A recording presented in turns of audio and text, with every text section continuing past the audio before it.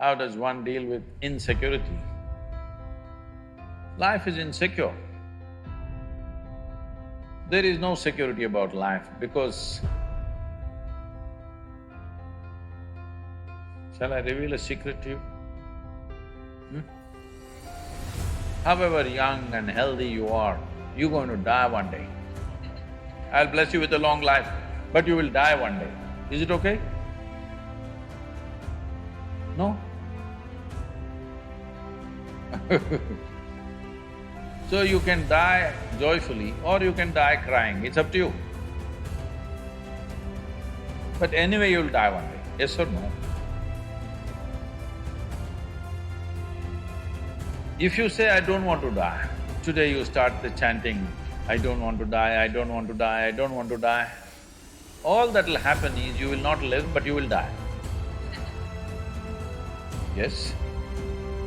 The fear, I don't want to die, will make you not live, but it will not make you not die. Anyway, you will die. Coming to terms with mortality is one very important thing.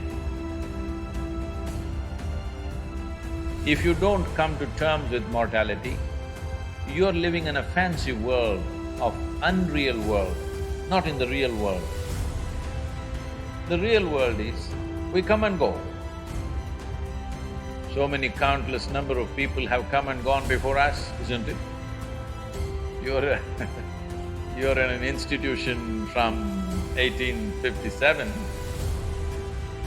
I was just wondering how they started an institution in that year because in that year there was such turmoil all over the country. 1857. Lot of upheaval in the country, but somehow somebody managed to start an institution.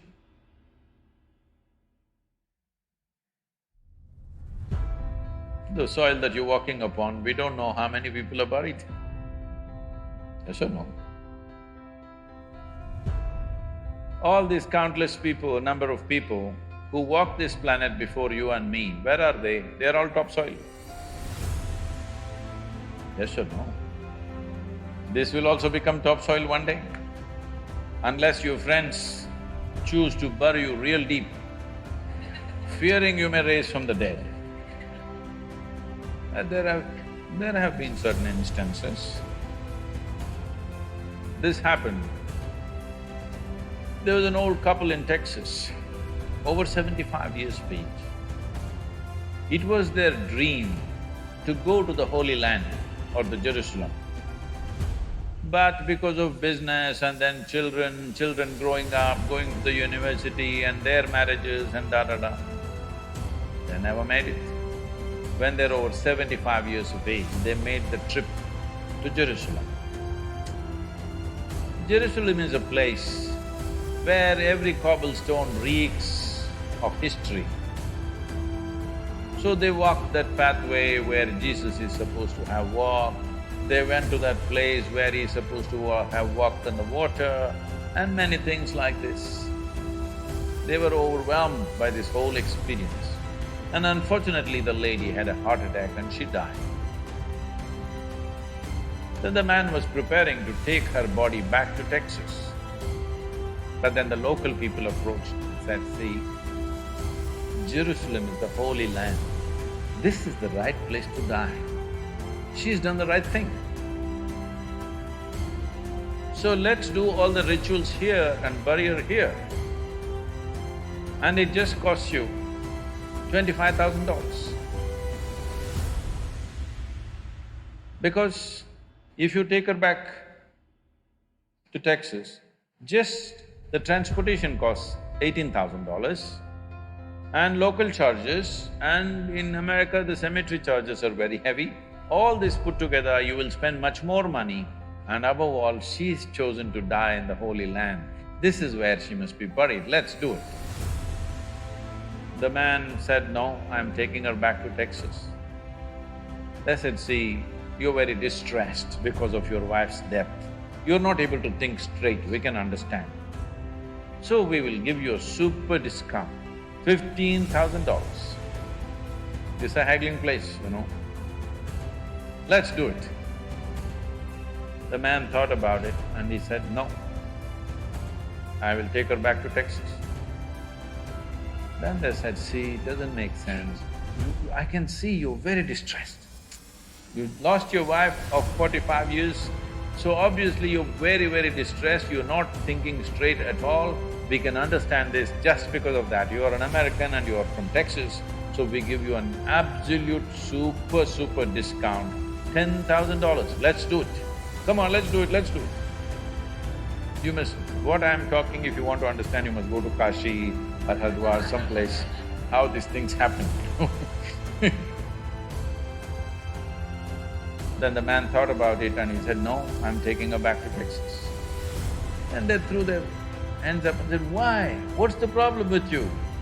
$10,000, let's do it. He said, see, in Texas, dead stay dead.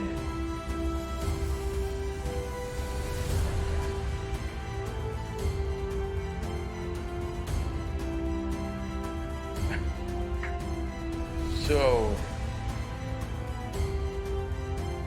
if you come to terms with your mortality, security, insecurity, all these things will go. You are living on a daily basis as if you are forever. The fundamental awareness that this is mortal, this is here only for a limited amount of time. If this was a a normal conscious thing for you, you would put your life to best use, for sure.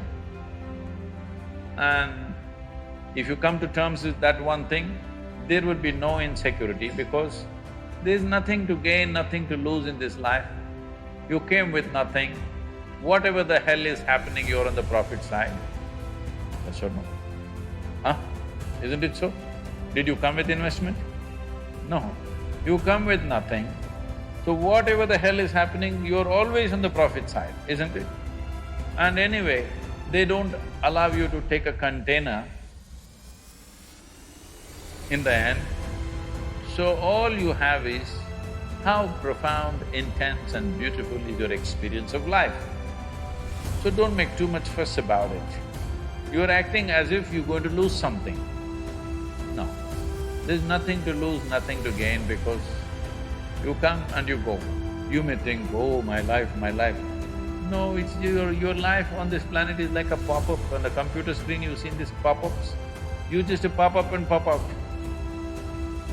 In the meantime, will you rise and shine is the only question, all right? So if anyway you shine, sometimes you may be seen by people, sometimes you may not be seen by people. The important is you are shining within yourself and that's all that matters.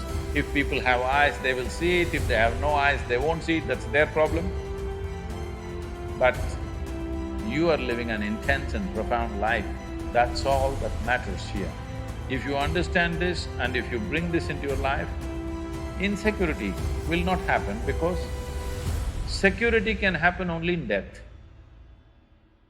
Yes or no? People keep asking me, coming to me and asking me, Sadhguru, please bless us, nothing should happen to us. I say, hey, what kind of blessing is this? My blessing is let everything happen to you. Everything that's life must happen to you. Have you come here to avoid life or have you come here to experience life? Please, you must make a decision right now. Have you come here to avoid life or to experience life? Experience life. All the different dimensions of what this life holds must happen to you, isn't it so? If you come to avoid life, there's an ocean right here. You can jump into the ocean. See, if you want to avoid life, you must die. It's a more efficient way of doing things, isn't it? You're alive and you try to avoid life, it'll become miserable. If you feel insecure, that's what you will do. You will try to avoid life. When you're alive and try to avoid life, it'll cause immense misery.